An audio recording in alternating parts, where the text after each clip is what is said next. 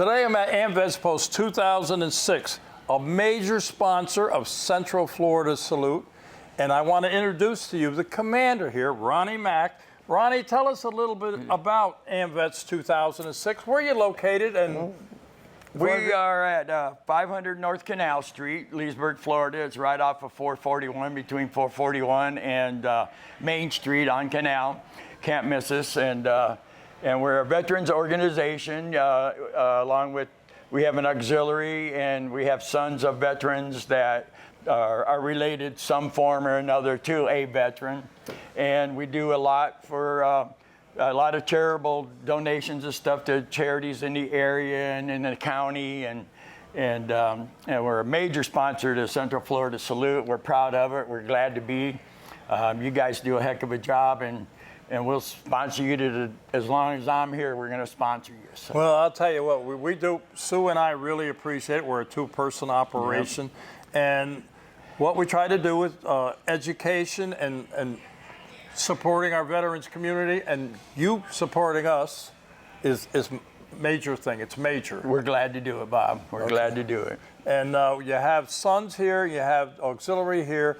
You've got a website too if somebody wants to join. Yep, it's don't punch into www. It's amvets-2006.org, and it'll take you right to our website, Facebook page, and all that's there, and you'll be able to find that.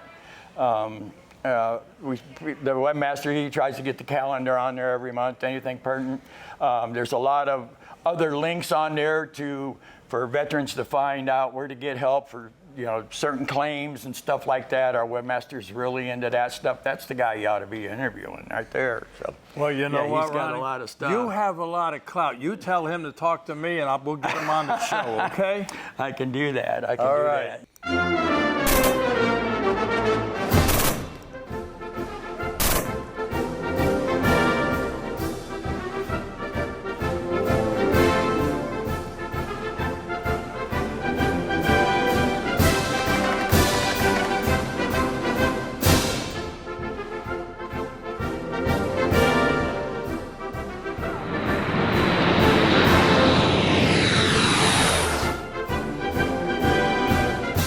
Welcome to Central Florida Salute YouTube. I'm once again at the Eagles Area 4273 here in beautiful Oklahoma.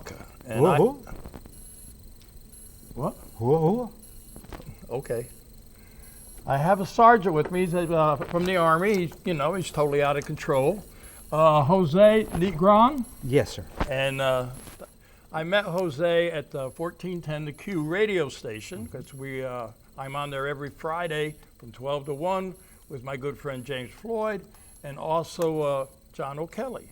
So we talk about veterans issues and everything. So if your radio's turned on, turn it on to 1410 AM or 95.1, I think it is, FM. But anyway, it's a pleasure to have you here.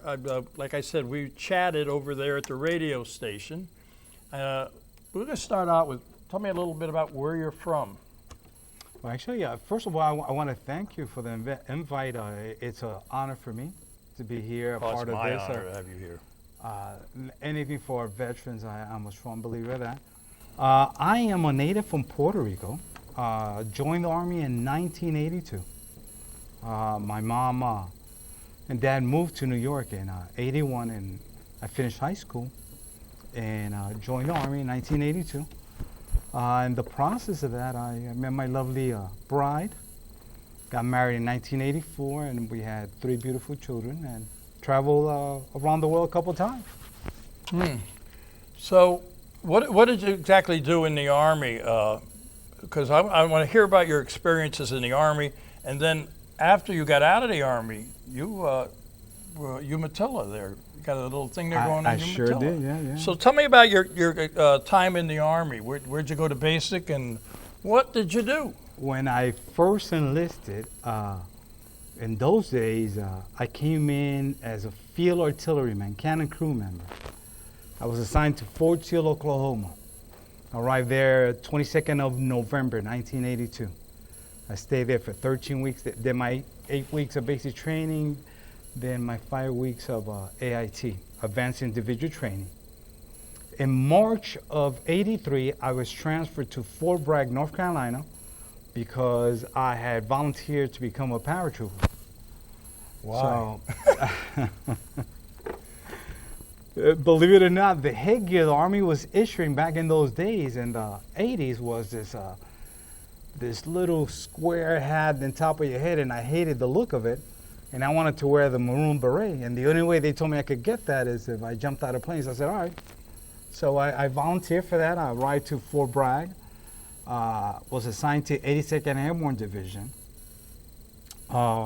Went to airborne school, graduated, returned to Fort Bragg. But at the time that I returned, they had too many field artillery paratroopers. So I was sent down the road to Corps Artillery. They were opening a new unit. There I was able to be part of the new artillery piece that the Army had just acquired, the 198. Big, what is that? 198 cannon, yeah. Cannon? Pretty amazing piece of artillery. Trained there, stayed in Fort Bragg for approximately 5 to 6 years. Then I was transferred to 25th Infantry Division in Hawaii. Let me ask you, did you volunteer to go to Hawaii, or did they just send you? As Because I would have volunteered in a minute. Well, at the time, it was a toss-up because it was either Europe or the Pacific. My wife always have enjoyed the beach, and she said, well, I'd rather go to Hawaii.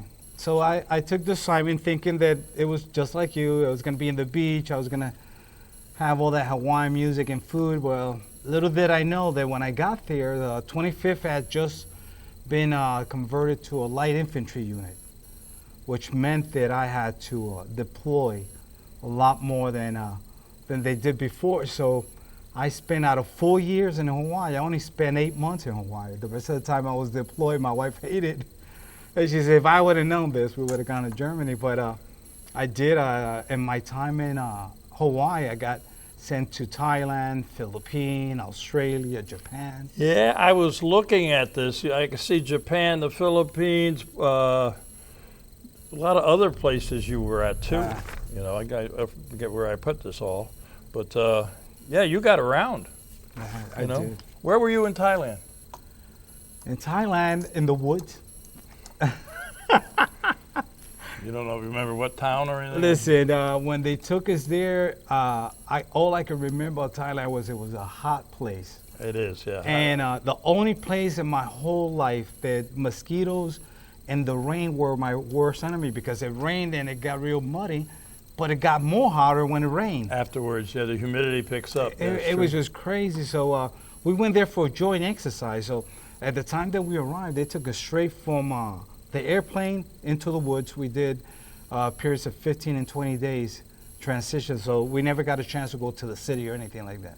Wow. I remember when I was, Air Force, and I spent most of my career in Thailand. I had 2 PCSs, one permit changes, and 2 TDYs. And I remember the very first time I got there, they said they were talking about the weather and this and that, like you said.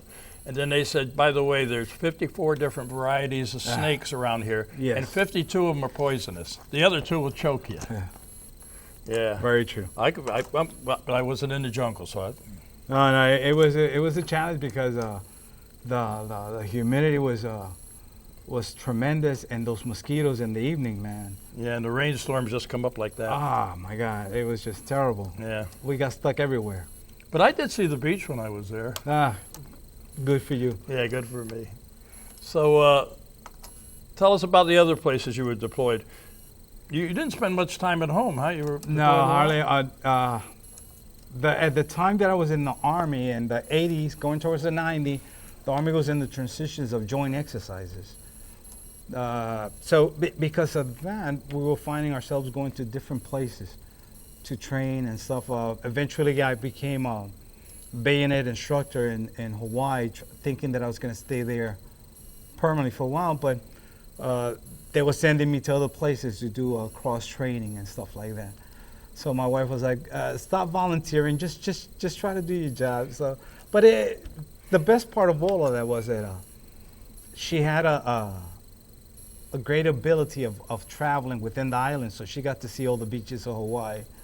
Our youngest son was born there in Triple Army Hospital, and in between my trips and my deployments, I was able to see a little bit of the island thanks to her. Yeah. You were Operation Desert Storm, huh? That's correct. It is funny because at the time I was stationed in Hawaii, and my commander called me in and says, "You got orders to go back to Bragg.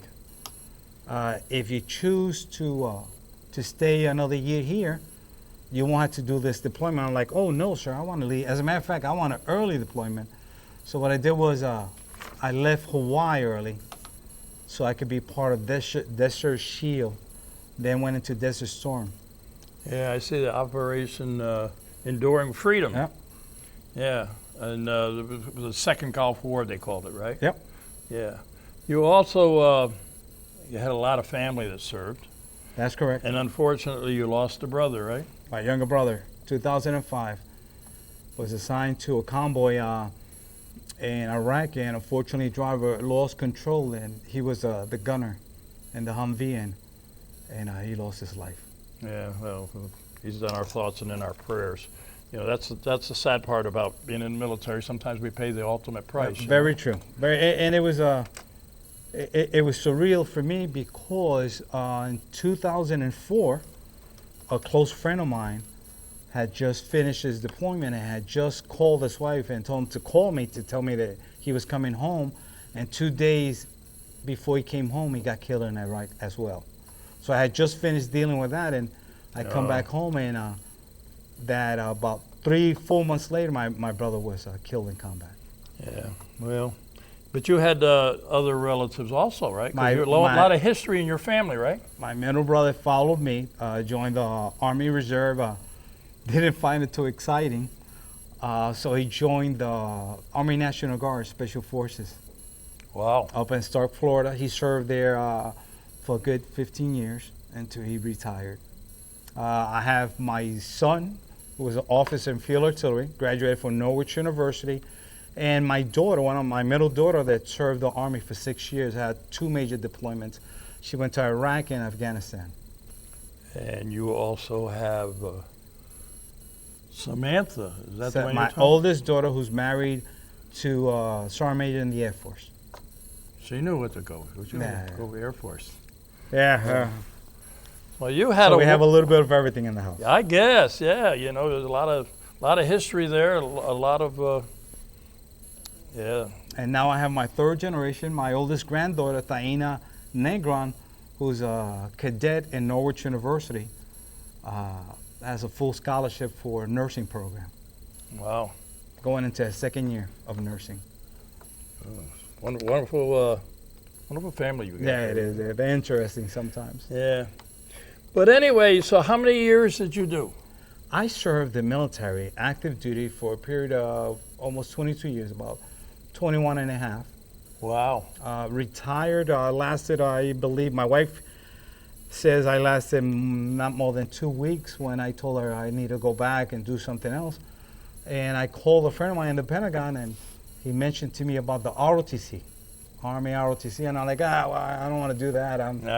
He's like, do me a favor. Well, it's in your blood, brother. You can't help it, you know? So he told me, do me a favor. There's this school that they're looking for a Spanish-speaking instructor, and you'll do great. All I need for you to do is just do the interview, so the principal will leave us alone because she keeps on calling every day looking for an instructor. And so I showed up, and I remember I was in civilian clothes, a polo shirt, and the principal was like, well, I can't talk to you until you come back in uniform.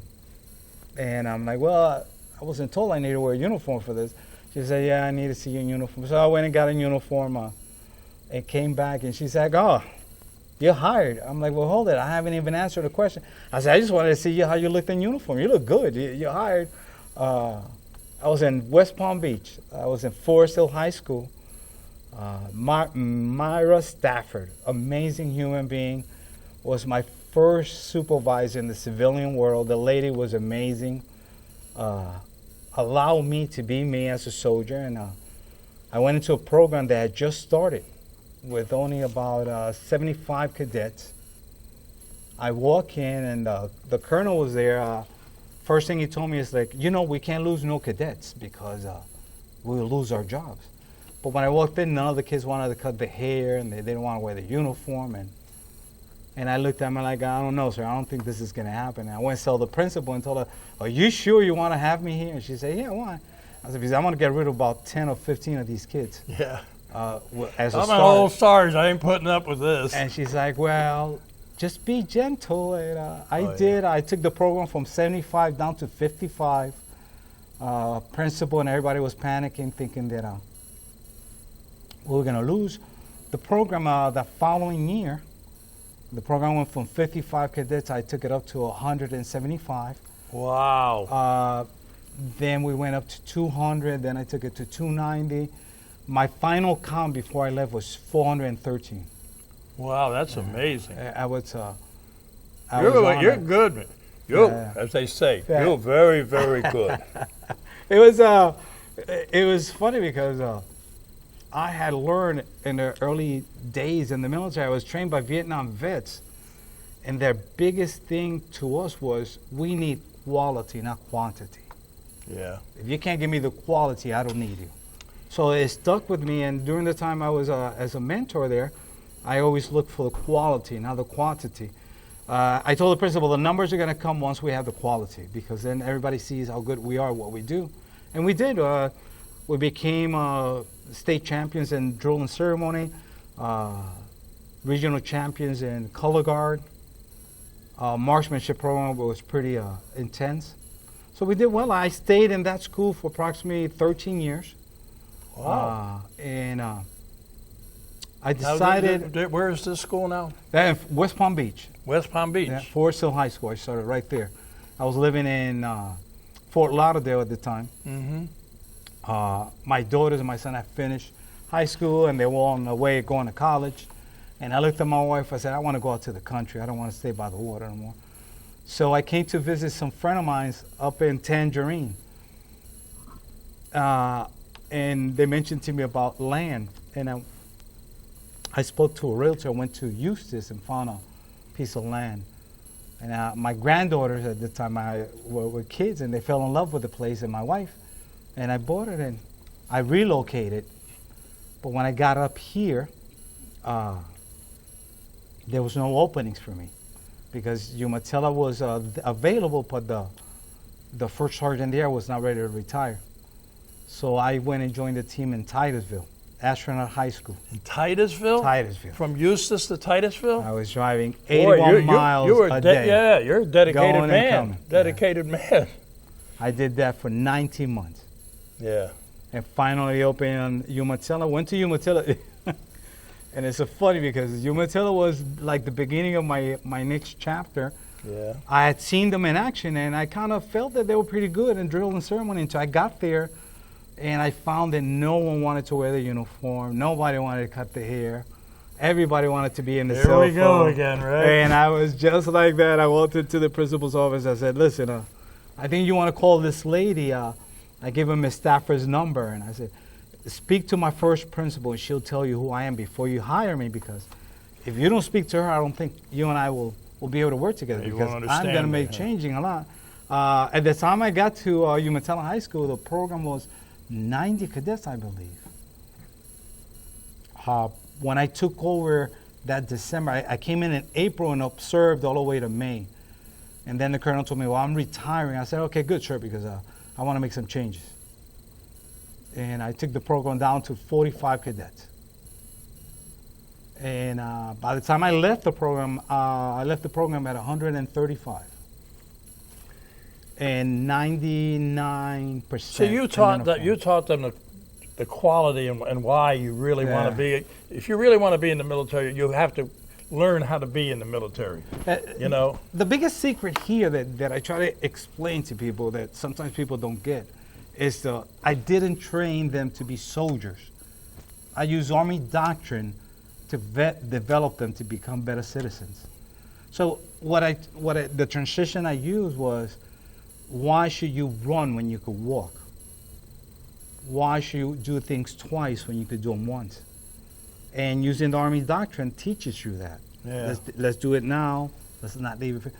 Whatever you need to do today has to be done yesterday. Good thinking. That's good. That's good logic. Very good. And you do that in the youth, it's difficult because they want it now. Yeah. So the ability to teach them that one step at a time, and people don't realize a haircut is a lot to change an individual. Having a female fix her nails, different color, creates stability because now they have to look at it and they become conscious. And once you get a person to look at what they're doing, then they'll find the purpose of where they're going. And that's what we pretty much did in the program. And quality, well, you know what? I give you a lot of credit, and I have another friend of mine. He's a major over here at Leesburg High School. He does the ROTC. And what you do is you make people, these young people, into, like you say, citizens. You know, because they have to have some structure. You know what I mean? But a lot of people. I found out I have one of my family members who yells at their mother, and you won't do that around me because you know you got to respect. It's all about respect and maturity, and you guys can make people help them make into better people. But I will tell you that one of the key parts that make that program successful is the community. Yeah. The community is the biggest tool that I use. The young lady back there, thanks to her inviting us for color guards, and I expose my cadets to the community and them giving them credit for what they're doing, gives them a big boost. Oh, yeah. Because they find people that they never have spoken with, give them credit for what they're doing. And I think that is the charm of it, and that's what I enjoy. So I've run into people saying, oh, you did a great job. I really didn't do a great job. My cadets did a great job. The success of the program was not me, it was the kids. I just used to tell them, hey, let's try this. Yeah, no, you're right. It has to come from within. Yeah, and once you get them to come within, it's amazing because you see the change not only on the students, you see it in some of the teachers and on the parents especially, when they start supporting you and seeing it, and that's a great tool. And plus, it brings so much stability to the community because it helps them understand that they have a purpose. They have a voice in the community. And that's important, you know, for a young person or anybody to feel that they're important in some way. Yes. It could make a difference, you know. Those are my kind of people that make a difference, and you're one of them, you know. But you retired from that now, right? I did after But it doesn't sound like you're going to be retired very long there, Sarge. No, I could tell you guys that in the process of the U.S. Army active duty and the process of the Army ROTC Cadet Command, I served a total of 42 years. Wow. Those 42 years, my beautiful bride has supported me and followed me everywhere. So when I retired this last June, I told her it's time for me to commit to you. So even though I've been offered positions again, I will tell you, I'm having an amazing time with my wife. That's good. That honey-do list is pretty long, but it's a challenge, but I enjoy it. She's great company. That's my best partner, and it's my time now to serve her as she served me when I was in the military. So she is a graduate nurse, and she's talking about going back to nursing for a while, so I'm just going to follow her around. Well, you go fishing. Well, I wish. Yeah. Yeah, she always has something for me to do. Yeah. So keeps me busy, but between my wife and my grandkids, I'm always on the go. My wife has a honey-do list. Yeah. I told her that doesn't apply to me, though. I tried. It don't work at home. Yeah. Well, anyway, so now you're actually retired, and you're going to do all the chores and be a good hubby. I'm working on it. But you know what? You made a big difference in young people's lives, and I'm happy that you came on my show because. Well, I appreciate it. You know. But I think we're running out of time. Is there anything you want to say to some of the young people out there, or a final remark that you might like to make? My gratitude to the community is incredible. I really appreciate the opportunity I was given to serve the community, the school system. Every parent that that worked with me as well that didn't want to work with me. I appreciate them greatly because they were tools that helped me for my success in developing these young men and women. But for each one of my cadets, I want them to know, like I always tell them, lazy people work twice. Your success is yours and nobody else. Don't let no man or woman stop you from being successful. And we live in an amazing country that I love and respect. To my veteran brothers and sisters, man, love you. I wish I could do more for you.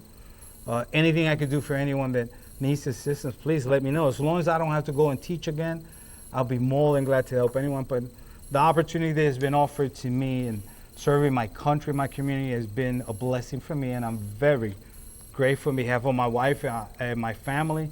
I want to thank you all for all the support we've received during this period of time. You know what's nice about it all is you get that communication with the young people, but then you get the parents too, because the parents are a big part of the formation of a child into a person. You know, they have to monitor and you know, teach them what it's all about. You know, you can't just have a kid and just walk away from it. You got to. There's a responsibility there. You have done an amazing job, my friend. I'm glad to hear you're willing to help out, because if I ever need a partner around here, we got one. So we got an assistant. This brings our crew up to 3 now. There we go. 1, 2, 3. But anyway, Jose. Odd number is always a good number in artillery, at least. Okay. 3, 5, and 15. We always use that. All right, but time to say goodbye. I think. All right, thank you. You know, and I really appreciate you coming on here, and I hope a lot of people watch the show and pick up on what it's all about mentoring young people and getting these young people into whatever way they go, whether they go in the military or not, but they get some structure. So very true. We're going to say goodbye. And I told Goodbye, you, everyone. I told you how we're going to do this, remember? To all our veterans out there, active military and their families, we salute you for all you do. Till next time. Thanks, buddy. Thank you.